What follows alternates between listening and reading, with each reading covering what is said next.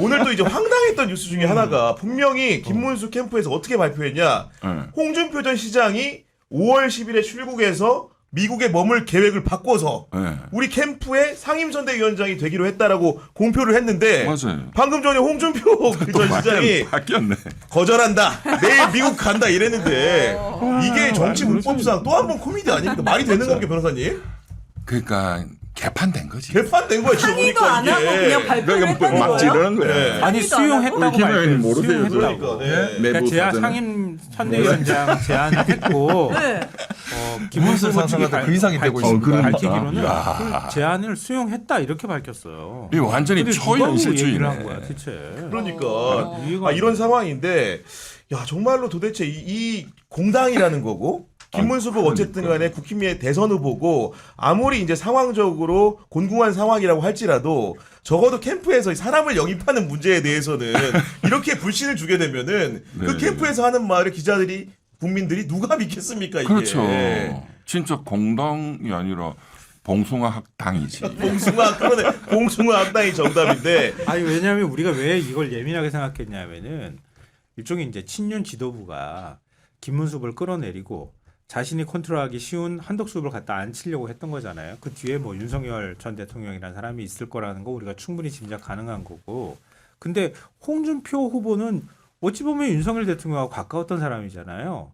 근데 지난번 전당대회 과정에서 배신감을 심하게 느꼈다 이렇게 얘기를 하고 있는 건데 어찌 됐든 당 주류하고는 다른 결의 인물이란 말이에요. 당에도 그 나름대로 비중이 있는 인물이고요. 근데 김문수 후보 쪽에 가서 턱 하고 붙고 상임 선대위원장을 해버리는 거예요. 그러면 일종의 친윤 지도부하고 비주류라고 할 수 있는 비윤계라고 하는 사람들이 대결 일전을 불사하고 싸우겠다고 하는 것으로 해석될 수 있잖아요. 더군다나 안철수 나경원 의원이 김문수 후보 말이 맞다고 그러니까요. 거들고 있는 상황이란 네. 말이에요. 그럼 이건 내전 아니냐? 근데 아까 제가 그걸 여쭤보니까 무슨 표현을 사용하셨죠? 친윤과 친윤의 도구들과의 싸움이다 이렇게 표현하셨잖아요. 좀 약간 그런 느낌을 저는 받고 있습니다. 그러니까. 왜냐하면 네. 친윤은 기본적으로 단결력이 아주 좋죠. 네. 근데 수면 위로 올라오는 것에 대한 거부감이 기본적으로 있어요. 그래서 수면 위로 올라올 때는 이름 낮지만 혼자 움직이는 비중 있는 의원님들을 많이 좀 이용하는, 또 이쪽은 이쪽의 힘을 이용하고 이런 경향성이 있었는데 이용하고 버리고 이용하고 버리고 이용하고 버리고가 좀 쭉 쌓였지 않습니까? 맞아요. 네. 이분들이 힘을 합친 것 같아요. 그럼 이렇게 지금 싸움이 붙은 형국이 돼버린 것 같은데, 근데 좀 보고 있으면 너무 안타까운 게 다시 묻고 싶어요. 정치 왜 하시는지. 국민을 위함이 없잖아요. 맞아요. 그러니까 당권 잡아서 공천 받아서 국회의원 한 번 더 하는 게 중요하다는 걸로 싸우고 있는 거잖아요. 국민을 위함이 있어야죠. 근데 지금 대통령 경선 과정인데 또 후보 이제 본선 들어갈 건데 국민을 어떻게 받들겠다, 어떤 정책을 하겠다. 없어 하나도 없어. 그게 안 안 보여. 보이는 게 너무 안타까워요. 아니 그러니까 공약이 홍준표라는 없어. 사람이 우리가 그래도 선대위원장이 됐다고 발표했을 때 왜 그거를 이제 고지고대로 받아들였냐면은 그분이 쓴 글 때문에 그런 겁니다. 네, 네, 어떤 네. 글을 올렸냐 맞아, 이렇게 올립니다. 3년 전 두 놈이 윤석열이 데리고 올 때부터 당의 망조가 들더니 또다시 엉뚱한 짓으로 당이 헤어날 수 없는 수렁으로 빠지는구나. 내 이럴 줄 알고 더러운 밭에서 빠져나오긴 했지만 한국 보수 진영은 또 한 번 괴멸되는구나. 김문수 주장이 맞다. 윤통과 두 놈은 처벌받을 거다. 여기서 두 놈은 누구일까요? 누구예요? 알잖아요. 아 이제 탈당했으니까 마음 얘기 편하게 시원하게 좀 얘기하잖아요. 하세요. 예. 아, 근데 그 해당행위 아니야 이제. 근데 그거 떠나서 이거 좀 이따가 먹어요. 홍준표 선배가 참 좀 너무 말이 이렇게 되는 것 같아요. 왔다 갔다. 제가 예전에 이거 잘못됐다 네. 비난할 때는 저보고 암덩어리라 했거든요. 암덩어리다 제거해야 된다. 윤석열 대통령 만만세 해놓고는 지금 와가지고는 이만큼 그러니까. 완전히 180도 다른 말이야. 손바닥 뒤집어 버렸어 지금 네. 보니까. 뭐예요? 근데 그러면 안 되잖아. 어른이 그러면 안 되잖아요. 야, 근데 어른이 바로 해야 저 같은 사람들도 이렇게 배우고 따라갈 텐데. 그러니까요. 저보고 암덩어리를 해놓고 윤석열 대통령 비난했다고 암덩어리를 했는데 지금 와서는 본인이 또 막 저러면 야 오늘 전이네. 잘 오셨네. 그러니까. 진짜 웃긴 게 그러니까 이 글을 본 네. 친한계 박상수 전 대변인 있잖아요. 그분이 네. 올린 글도 재밌더라고. 뭐라고 했냐.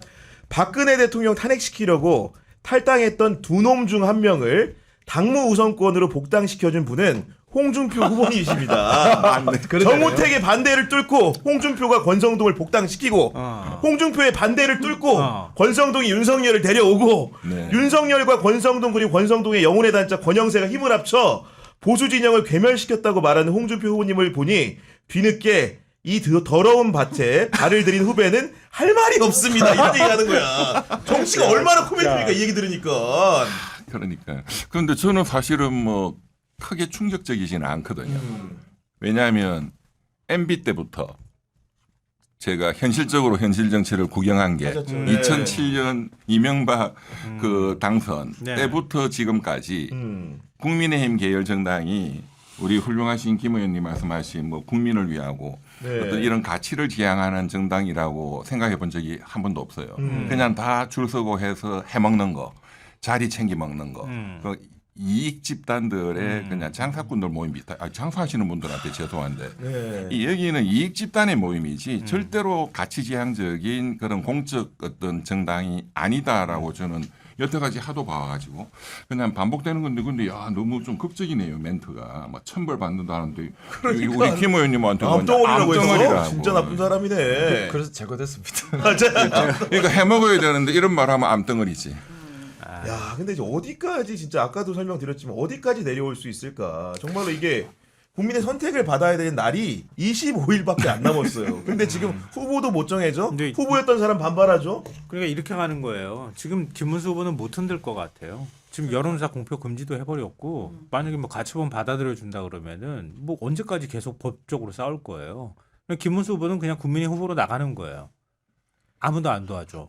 대신에 의원들 다 안 따라다녀. 선대위 그냥 결합 안 해버리는 거야. 그냥 버리는 후보를 만들어 버리는 거예요.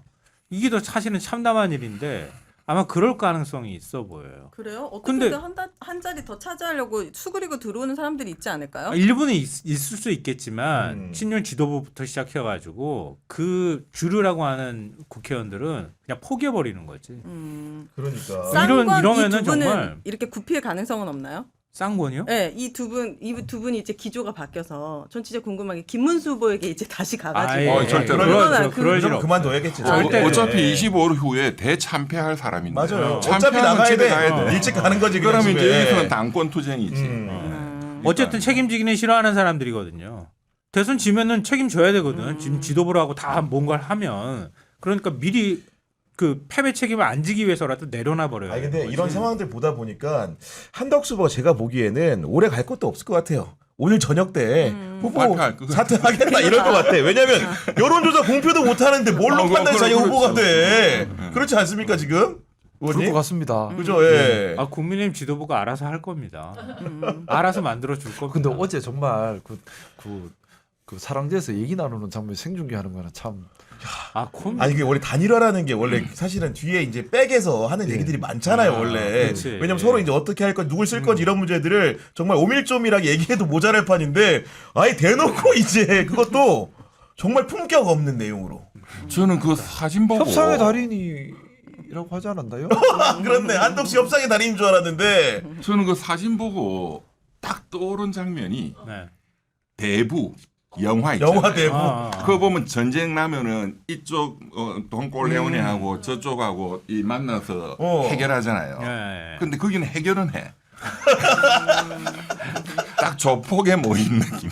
아 근데 너무 어이가 없는 게 뭐냐면요. 보통은 이제 후보들끼리 만나서 담판을 하고 그 전에 담판하기 전에 물밑 교섭을 하잖아요. 그럼 이걸 경쟁력으로 할 거냐, 뭐 적합도로 할 거냐, 뭐 아니면 선호도로 할 거냐. 그 예민한 문항 하나 차이 가지고 질문 토시 하나 가지고 싸운단 말이에요.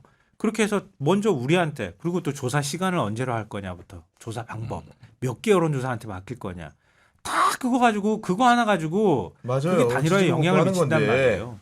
근데 그런 얘기를 꺼낼 새가 없는 거예요. 아니 다 맡겼다고 한 사람은 얘기하고 디테일은 하나도 모르고 맞아. 네. 다른 한 사람은 말 꺼내려고 하면은 말 꺼내서 아 단일화 그러면 그때 가서 합시다. 그러면은 거기에 대한 다른 다 대꾸가 없는 거잖아요. 이런 단일화는 진짜 보다 처음 봐 정말. 그러니까 그걸 네. 국민들한테 한 시간을 저 보여준다는 거 이게 아니에요? 적절한 제 논평인지 모르겠지만 이런 생각이 들더라고요. 그 김문수 후보님 뒤에서 적극적으로 어. 이렇게 한 분들이 운동권 출신, 맞아, 맞아. 차명진선, 예. 그 진짜 비기 운동권들이었거든. 그렇죠. 예. 그런데 제가 딱 보니까 김문수 그 운동권이라 치고 이 지금 전략이 어찌 보면 이긴 거지. 이겼죠. 그렇죠. 당내에서는 후보가 될 것 같아 지금 전략이 보니까, 네. 모택동이가 국공합장한 느낌이 들더라고. 아 국공합작. 국민당하고 이제 자 일본은 물리치자, 자 단일화할게 네. 이렇게 딱 속여가지고 하는 척하면서 아니야. 어. 중요한 거는 내가 중국의 대륙을 먹어야, 먹어야 돼. 딱 지금 그 느낌이 들더라고. 장계석은 누가 되지? 한덕수는 아닌 것 같고. 그리고 이제 그 모택동의 유명한 그 전략이 담담 타타 타타 담담이라는 게 있어요. 그 어르신들은 다 알아요. 네. 그러니까 지금 그 경선하고 막 본인이 1등 할 때까지는 와 나 단일화 할게 내 당장 만날게 담담히 회담하겠다 이게 온건한. 근데 뒤에서 칼을 갈고 있는 거지. 타타타는 타격한다 이거든요. 그러니까 딱 1등 될 때까지는 모택동이처럼 담담 회담하자 내 단일화 말은 해놓고, 타타 네. 이러고 딱 되고 나서는 바로 그냥 때려버려요. 때려야 돼. 네. 타타. 그렇지만 회견하자 어제 또 만나가지고 딱 모택동 그 역시 좌파 운동권 사상가들이다. 아니 지금 김문수 후보한테 절대 못 내주는 게 운동권이었기 때문에 그런다잖아요. 아니 저희가 지금 이제 그 방송 시작하기 전부터 그 설문조사를 하나 했는데 어떤 내용이냐면은 한덕수가 결론적으로는 후보 등록 하냐 못하냐를 했는데 여러분들의 말씀을 듣고 내리는 우리 시청자들의 판단은 응답자의 93%가 못한다.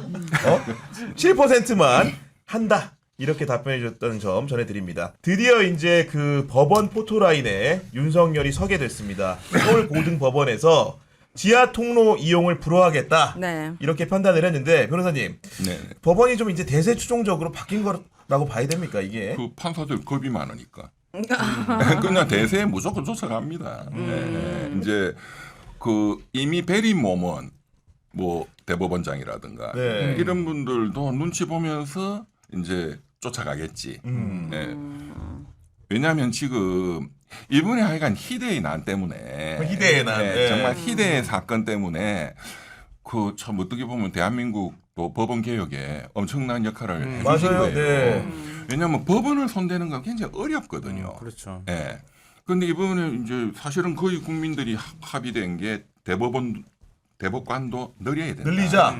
저도 지난번에 그 뭐 루즈벨트 얘기도 했지만 그다음에 구성의 내용성도 다양화시켜야 되고 그렇잖아요. 그렇죠. 그다음에 이제 이 판사들은 통제받지 않는 권력이라고 생각해요. 검사들도 그렇지만 그래서 검사들을 통제받게 하기 위해서 공수처라는 게 또 이번에 중요하다는 게 또 다시 증명이 됐고 공수처를 강화해야 된다. 이것도 다 합의가 된 거고 법원도 통제돼야 된다. 그래서 그간에 이제 법원의 판결은 헌법소원의 대상이 안 되도록 지금 헌재법에 규정이 돼 있는데 이것도 이제 개정해서 법원의 판결에 대해서 위헌 여부를 헌법재판소가 헌법소원으로 심사할 수 있도록 하자 하는 것도 상당히 많은 지금 공론이 돼 있거든요. 네. 이걸 너무 또 이렇게 넓히면 이게 사심제가 돼버려. 그럼 또 오심을 만들어야 돼. 그러니까 현명하게 잘 해서 하여간 이게 지난 한 20년, 25년 동안에 네. 법원 사법개혁에 굉장히 중요한 과제였습니다. 맞아요. 그런데 판사들을 건드리지를 못했거든요. 이제 그런 차원에서 보면 우리 희대 선생한테 참 감사 말씀. 아니 하나 더 무서워 여쭤보면은 실제로 판사들은 대법관은 지금 몇 명 안 되잖아요. 10명 좀 넘는 숫자인데 실제로 일선에 있는 판사들은 대법관 증원 대다수가 찬성합니까 어떻습니까? 이제 대법관 후보군들 지금 그 이제 서울고등 뭐 형사처벌 그렇지. 이런 분들 그러니까 서울고등법원 부장 판사가 대법관 후보군들이에요. 이분들은 절대 반대지.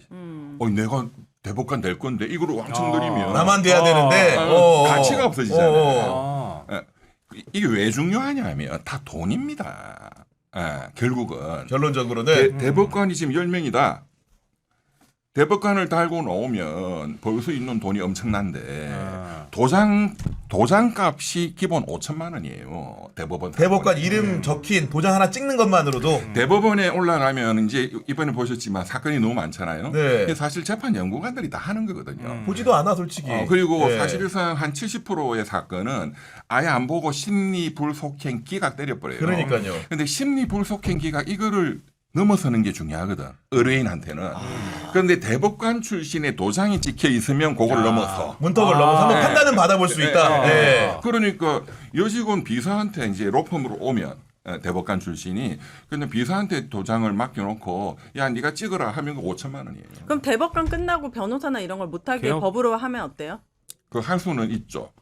보니- 법을 만들 수는 있지. 보니까 직업 특- 선택의 자유를 또 아니, 침해한다고 또 하기 여러 때문에. 근데 보니까 네. 특정 뭐 김앤장부터 해가지고 출신의 판사들이 오고 그 네. 판사들이 끝나면 다시 또 김앤장 들어가고 네, 맞습니다. 이번에 한덕수도 김앤장, 맞습니다. 그 민정수석 그 사람도 김앤장. 맞습니다. 예. 이게 완전 무슨 김앤장이라는 로펌이 대한민국을 약간 좌지우지하고 있는 기분이 들더라고요. 네, 맞아요. 이런 카르텔을 막을 수 진- 있는 진짜 장치가 그거 있어야죠. 중요한 말씀인데 그 사실 개업을 못하게 막아버리면 그러니까 법관은 평생 법관해라. 종신법관제. 종신법관으로 네, 책임감을 갖고 해라. 네, 갖고 네. 그리고 나와서 장사하지 마라. 왜냐하면 장사를 하기 때문에 정관예우라는 이게 말이 좋아서 정관예우지 전 현관의 범죄거든. 그럼요. 짝짝꿍 해가지고 이거는 장사를 하는 게 지금 앞으로 돼 있으니까 먼저 나가 있는 사람이 전화 오면은 봐주는 거야. 그렇죠. 검사도 마찬가지고. 왜 나도 나가면 나가면 전화 한 통으로 사건을 또 해먹어야 되니까. 그러니까요. 제가 그 옛날에 변호사 협회에 저 좀 임원할 때 그때 이제 일본 변호사 협회하고 교류를 해요. 오, 한 일본하고. 번은 일본 임원들이 서울 오시고 한 번은 우리가 도쿄 가고. 네. 그때 제가 일본 임원들한테 한국의 정관예우를 설명을 하는데 네. 그 물론 통역을 통해서 설명하는데 아무리 설명을 해도 못 알아듣더라고. 일본 사람들이 이해가 못해요? 자기들은 그 불가한 그 있을 수가 없고 어떻게 그게 가능하냐. 들어보니까 네. 거기는 불가능한 게 대법관을 마치고 나와도 변호사는 초짜다 이거야. 그러니까 실무수석부터 한 3년을 다시 해야 해야지. 자기 이름으로 뭔가 변론을 할 웃기다. 수가 있대요. 근데 3년 지나면 그렇구나. 약발 다 떨어지지. 네. 그러니까 정관료 이런 거는 그건 도저히 이해가 안 된다. 야. 네. 그러니까 일본 판사들- 제도도 좋은 건 배워야죠. 그러네요. 충분히 지금 검토할 만한 굉장히 제도 중요한 같은데. 말씀이에요. 그러니까요. 돈 많은 기업 재벌들은 엄청난 죄를 저질러도 막 뭐 집행유예 이런데 뭐 800원 뭐 이렇게 간식 2개 먹은 맞습니다. 사람들은 기소되고 맞습니다. 이게 다 이런 게 다 있었던 거예요. 카르텔이. 맞습니다. 네. 아니, 우리 오 선생님이 이번 18일부터 그 대선 후보 말려가지고 관원 입 좀 막아. 토론회 같은 거 안 해? 아, 그 국민 그 패널 이렇게 나가죠. 중심 패널로. 아, 국민. 아, 저 그런 거 싫어합니다. 주목받는 거. 네. 아니 이런 가운데 이제 그 제가 팬클럽으로 갈게요. 아, 싫어요. 오지 마세요. 특히 당신은 오지 마세요. 절대 오지 마세요. 아니 이런 가운데 이제 전국 법관 대표회의가 열린다고 하는데 어쨌든 간에 희대의 난 때문에 이런 것도 열리는 것이고 아마도 제가 이제 짐작컨대 전국 법관 대표회의라는 게 발생 자체가 어떻게 보면 대법원을 견제하기 위해 생겼기 때문에 그렇습니다. 이번에도 아마도 사법부의 독립성 얘기도 하겠지만 네. 대법원의 결정에 대한 비판이 좀 주로 이룰 가능성이 높지 않습니까? 저 이제 우리 김 의원님께서도 잘 아시는 네. 거겠지만 이 전국 법관 대표 회의가 만들어진 그 계기가 언제였냐 하면은 또 MB예요. MB 때 뭐 미국산 소고기를 해가지고 막 처음에 집권하자마자 한 3, 4개월 막 맞아. 광화문이 뒤덮었잖아요. 맞아요. 그때 이제 그 촛불 집회 이런 것 때문에 또 이제 그 상가에 피해가 많다 등등 그런 소송들이 붙었어요. 맞아요. 그때 신영철 대법관이 사건 배당. 서울중앙지방법원에 그 개입을 했어. 맞아요. 그 시위대들 불리하게 하라고. 그게 이제 폭로가 돼가지고 난리가 나고 그때를 계기로 젊은 법관들이 전국 법관 대표회의를 만들었죠. 그러니까요. 그렇기 때문에 그리고 또 이제 양승태 전 대법원장 시절에 맞습니다. 사법부 블랙리스트 네, 이런 거 맞아요, 있을 때도 맞아요. 판사들이 법관에 열어가지고 맞아요. 굉장히 따졌기 때문에 네. 맞습니다. 이번에 조희대 대법원장을 상대로도 판사들이 굉장히 성토할 가능성이 높아 보이거든요. 전 좀 기대를 하고 있는데요. 뭐 결론이 어떻게 날지 워낙 점잖은 사람들이라 또 많이 우리 김 빙빙 의원님 돌려서 오셨으니까 네.